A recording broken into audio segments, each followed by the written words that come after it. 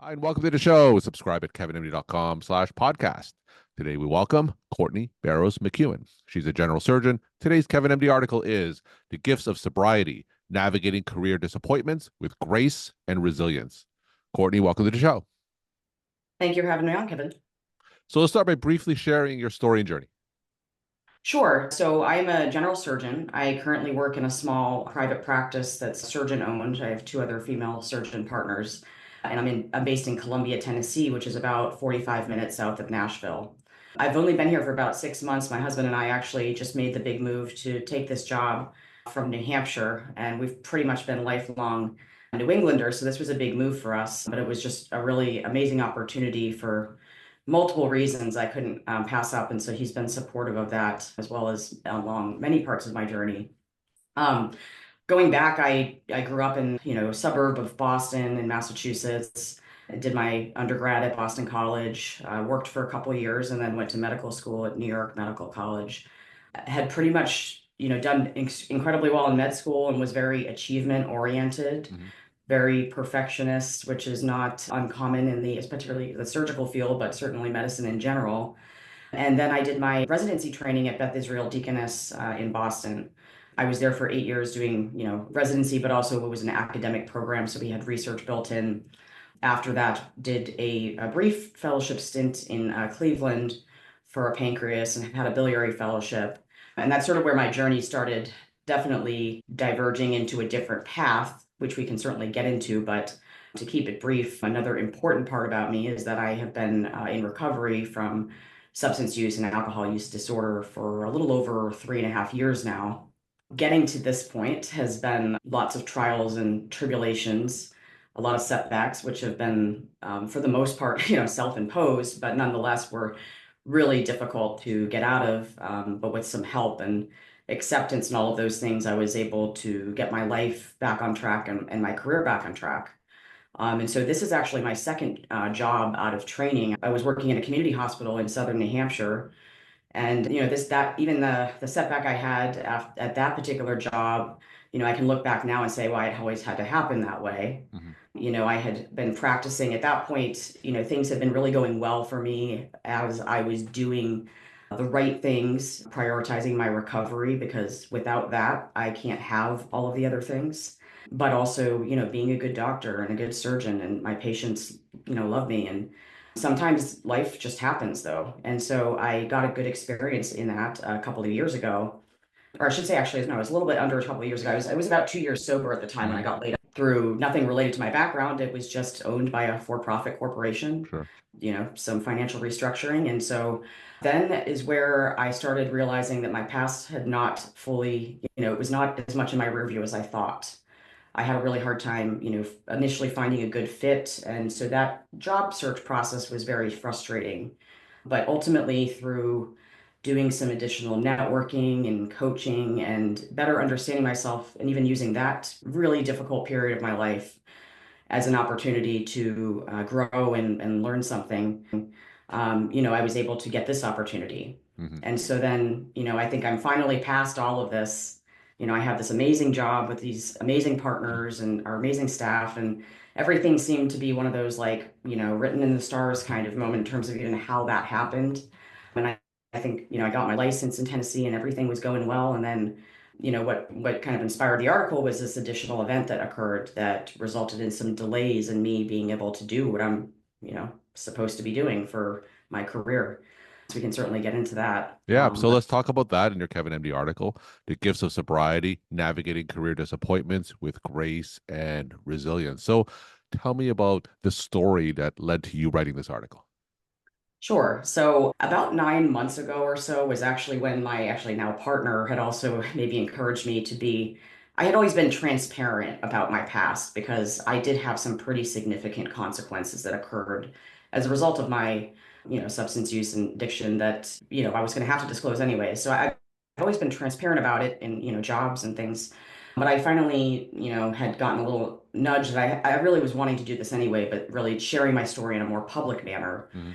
because I still remember the me from 3.5 years ago feeling so hopeless and really trying to grasp for any sort of story that I could relate to in terms of, a young surgeon who might have been able to get their career back on track, with similar setbacks that I had been facing.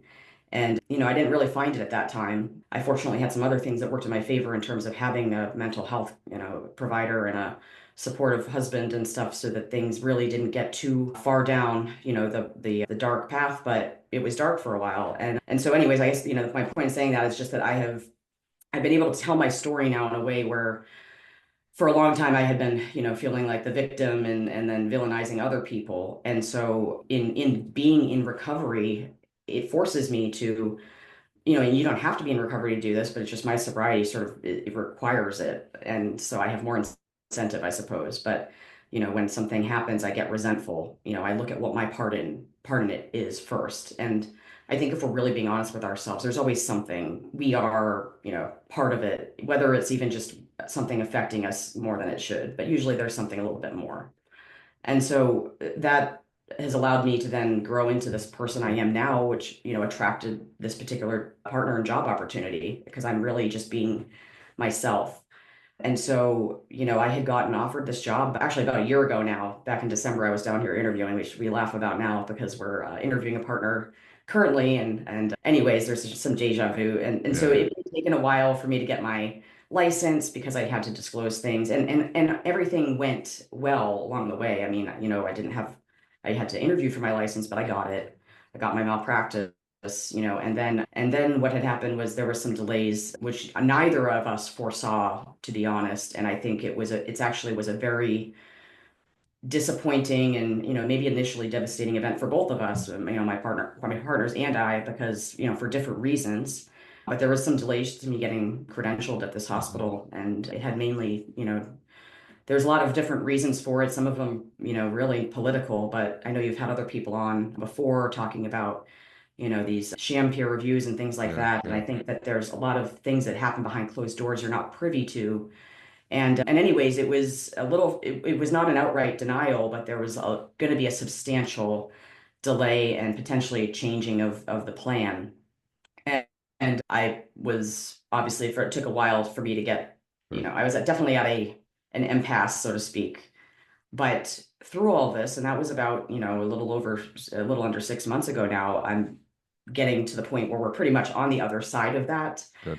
And it's so easy to see, so easy to see now, but I had already had, fortunately enough experience with overcoming setbacks, even in sobriety, that weren't self-imposed ones, where I could tell that I could recognize Hmm. this feeling of anger, but which was really just a secondary emotion of probably powerlessness and uncertainty. And I've lived through those things already. And in events that were, you know, potential, you could say were more difficult to overcome. And I was, handled this with a lot more grace than I have in events past. I'll just, say that. Yeah, I yeah. mean, and there was many reasons for it. I shouldn't, choke it all up to my sobriety, but the lessons I've learned in that and being someone who's in recovery, those principles have allowed me to handle it with a level of serenity and grace that I really haven't in the past when things have not gone my way. Sure.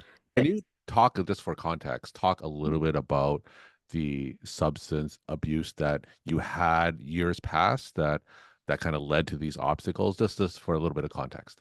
Sure, yeah, and I'll try and be brief because it's probably a story 7 years in the making, but it initially started as a stimulant medication that I was taking when I was actually in my research sabbatical during residency.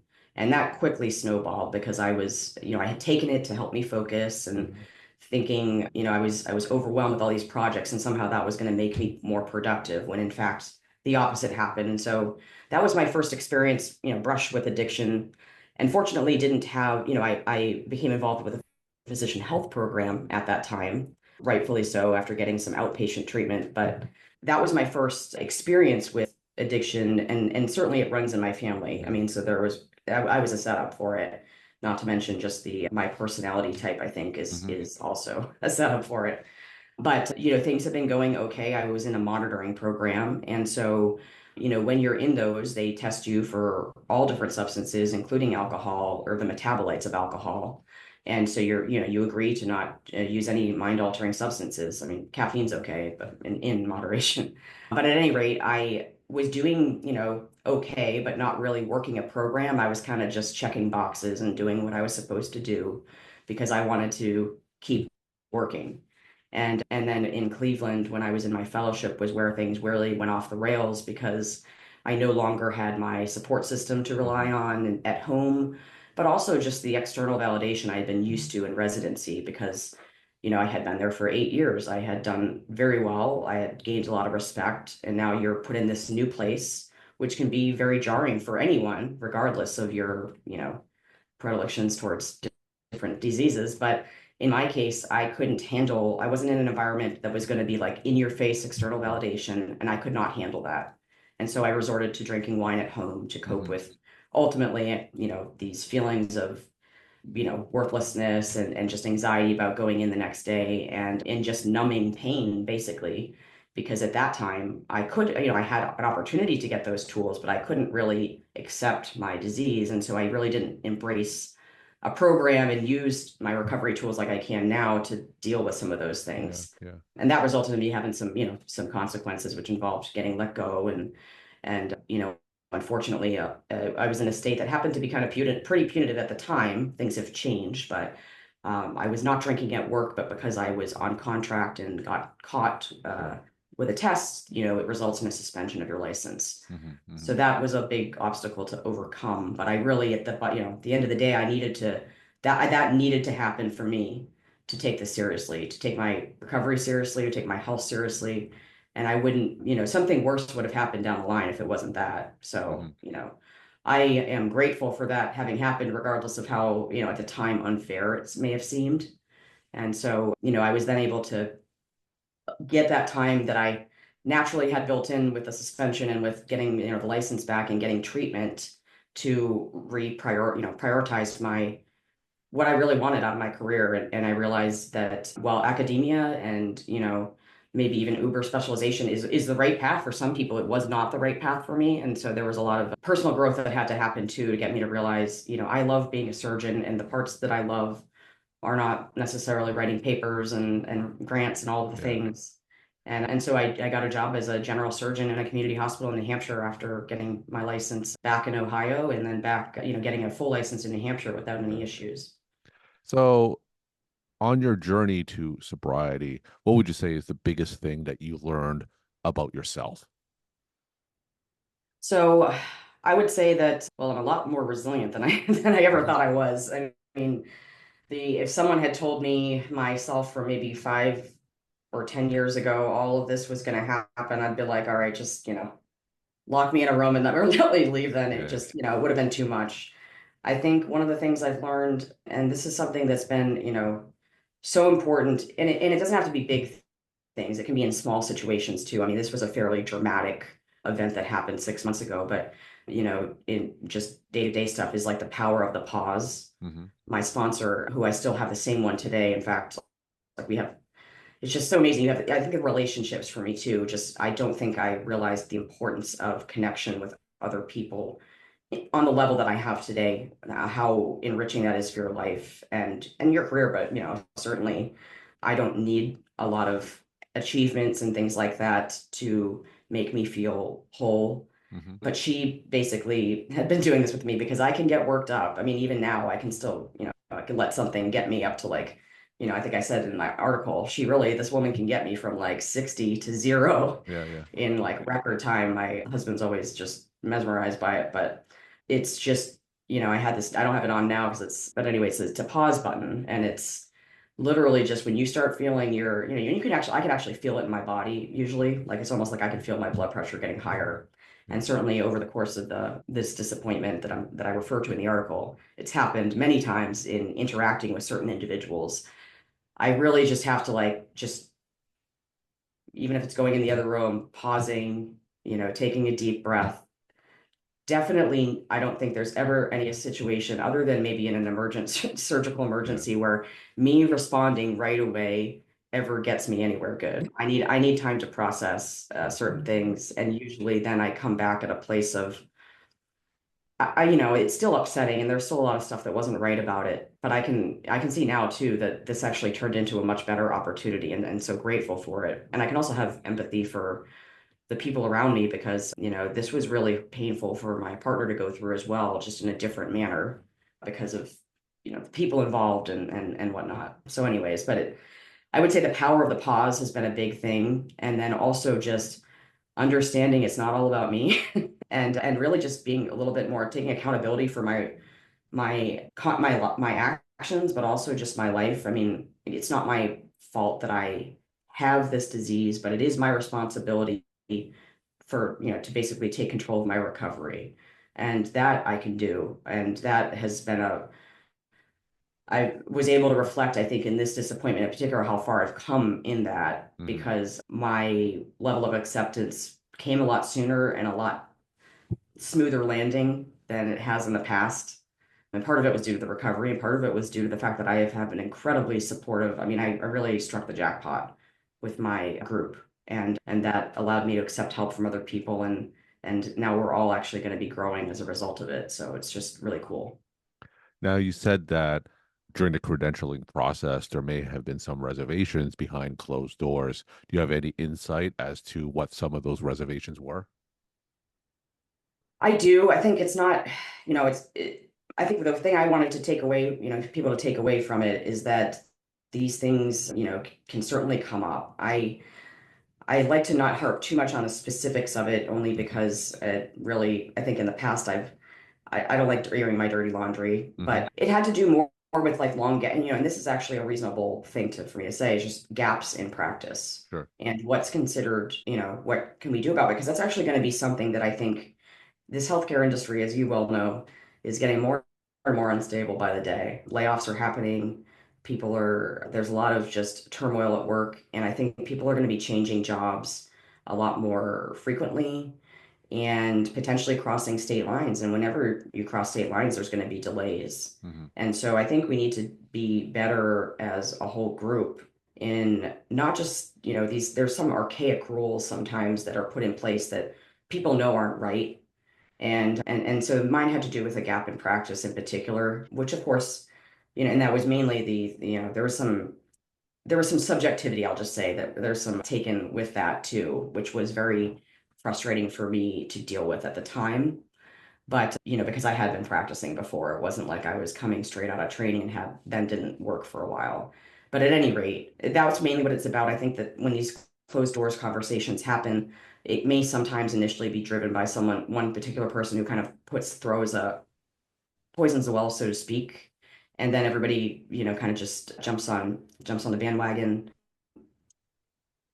I don't really know a lot of again, I don't want to say a lot too much more than Of that course. without, of course, Sure. protecting the confidentiality of the process. But these things are just, the every committee too has their own rules. So, Yeah. like American Board of Surgery has a 2-year recommended, it's not really a, requirement, but a sort of a guideline for a reentry program at that point when it's been 2 consecutive years, which it had not been for me. But I think the long and short of it is you may encounter these things, and I think like how you respond to it and how you can maybe address these, if you can negotiate at all with them. It's always better to come at a place of like not being angry about it because you're never going to get anything done that way.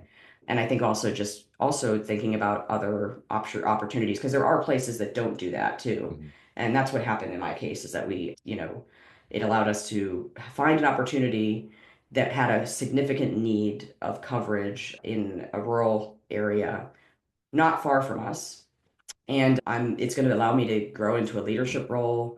A lot of things I wouldn't have probably had it just gone exactly the way it was supposed to once I got here. Hmm. And now we're bringing in new partners that wasn't even the case before. I'm going to have somebody to mentor when they graduate their residency and they're joining us next year. And so it's just really interesting how all that unfolded. But yeah, that's all I'll say about it for now Sure. Sure. without getting too We're talking more. to Courtney Barrows McEwen. She's a general surgeon. Today's Kevin MD article is The Gifts of Sobriety, Navigating Career Disappointments with Grace and Resilience. Courtney, let's end with some pieces of advice that you could share with other physicians who may be on a similar path to where you were, and then with some take home messages. Sure. I think number one is that, and again, I've had enough practice with these, geez, life quakes, really, as I would call them, or I think I'm reading Life in the Transitions right now. But at any rate, to know that when they happen, it really sucks. I mean, it's hard to see the forest from the trees. But if there's really nothing that if you may feel like something's hopeless, it's never hopeless. There's always some other way around it, regardless of how bad it may seem at the time. I would recommend the first thing people do is take care of themselves, though. And I don't mean just, certainly physically and mentally, but also just ensuring that your thought process around this whole thing is right, and trying to own your story and your parts of the story and taking accountability rather than, even when things are wrong, like casting yourself in the victim role and them in the villain role, it gives you no power. Hmm.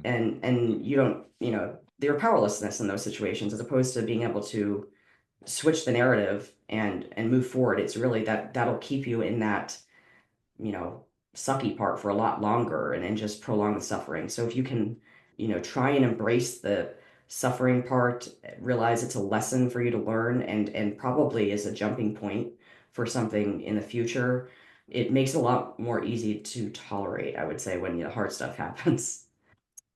Those are the two big things I would take away from it. Courtney, thank you so much for sharing your story, perspective, and insight. Thanks again for coming on the show. Thank you, Kevin.